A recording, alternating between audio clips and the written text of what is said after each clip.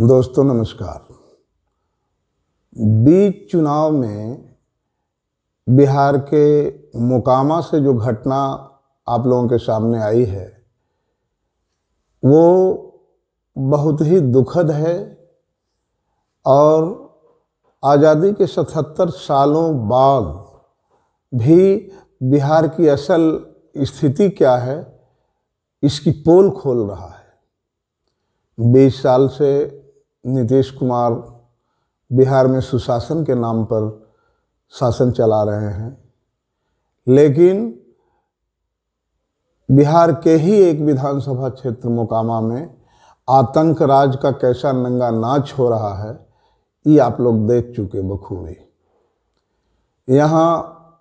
दोनों ही पार्टियों के, बड़ी पार्टियों के उम्मीदवार बहुत बड़े बड़े गैंगस्टर हैं और तीसरी पार्टी जन सुराज, जिस प्रत्याशी के समर्थक की हत्या हुई वह इन लोगों के सामने एक साधारण वर्ग से आने वाला अति पिछड़ा समाज का व्यक्ति है और उसके समर्थन में जिस व्यक्ति की हत्या हुई वो यादव समुदाय से आते हैं। हालांकि उन पर भी कई तरह के इल्ज़ाम पूर्व में लगे हैं और उनको भी दबंग बताया जा रहा है, लेकिन जो घटना हुई है क्या किसी दबंग व्यक्ति की इस प्रकार से हत्या हो सकती है? अगर दबंग होता, असामाजिक तत्व होता तो उसके पास भी गोली बारूद असलहे होते। लेकिन एक कहानी जो गढ़ी जा रही है मीडिया के द्वारा, बिकाऊ मीडिया के द्वारा, एक व्यक्ति को जिसको मात्र इतना ही उसका कसूर था कि उसने एक साधारण प्रत्याशी के समर्थन में खड़ा हुआ और लोगों से वोट मांग रहा था, लेकिन सामंती प्रवृत्ति के उम्मीदवारों ने ऐसा दहशतपूर्ण काम किया और ये संदेश देने का काम किया वहाँ कि कोई भी व्यक्ति उनके समक्ष खड़ा होने की जरूरत नहीं कर सके। दोस्तों, इस घटना से पूरे बिहार के जो मतदाता हैं उनसे मैं अपील करूँगा कि कुछ चीज़ें इससे ज़रूर सीख ली जाए कि दोनों प्रमुख दल तो गैंगस्टर को ही अपना उम्मीदवार बनाया है, लेकिन तीसरा दल जन सुराज जो बातें बिहार बदलने की कर रहा शुरुआत के दिनों से, और प्रत्याशी उतारने में इस बात की झलक भी दिखाई पड़ती है। कहीं भी किसी भी क्षेत्र में जन सुराज के प्रत्याशी जरूर अच्छे बैकग्राउंड से आए हैं, उनका बैकग्राउंड क्राइम अथवा माफियागिरी नहीं रहा है। एजुकेशन डिपार्टमेंट या बड़े शिक्षाविद से जुड़े प्रत्याशी उनके हैं, इसलिए मैं वैसे संवेदनशील और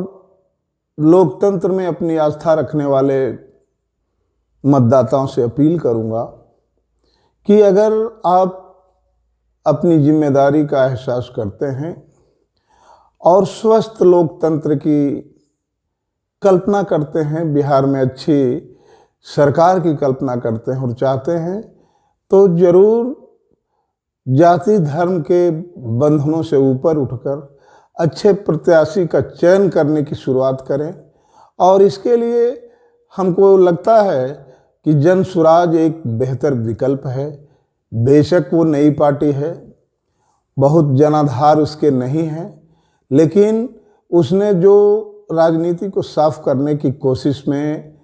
अपना 3 सालों का समय लगाया है और जो प्रत्याशी उतारे हैं वो इस बात के गवाही जरूर दे रहे हैं कि जन सुराज के नेता प्रशांत किशोर के मन में बिहार बदलने की कसक जरूर है।